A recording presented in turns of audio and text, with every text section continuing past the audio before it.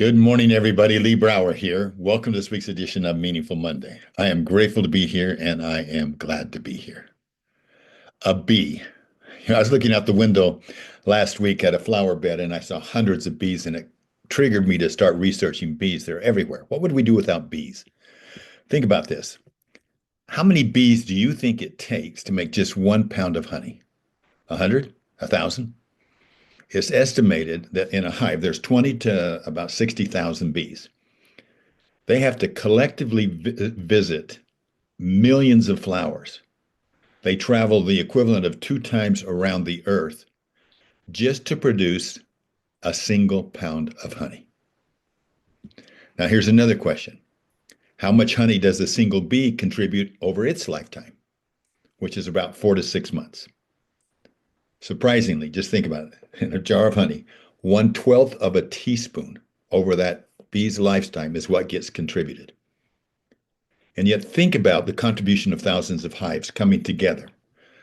Without it, the entire hive would fall apart. It wouldn't survive. Here's what's really remarkable.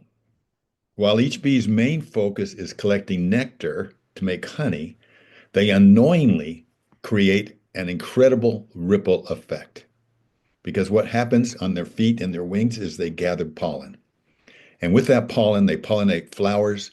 They give life to plants around the world. They sustain food chains, ecosystems, and ultimately our entire planet.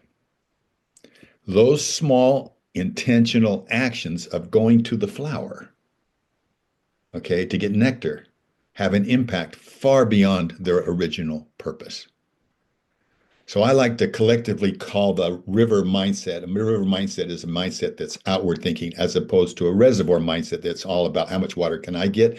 A reservoir is more about what can we do for others.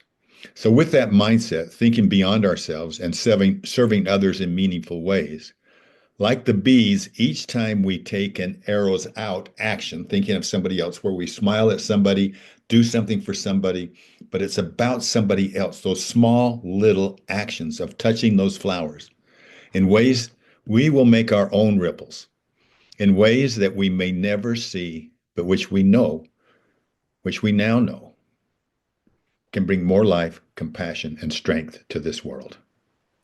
So our challenge for this week is let's look for that one small arrows out action. Could be a smile, could be anything, but be conscious of it. Be that 1/12 of a teaspoon because it'll add to the whole. And then think about it. What ripple might this create? Let's become ripple makers, shall we? Have a meaningful week, upward, onward, and outward. We'll talk next week. Bye-bye.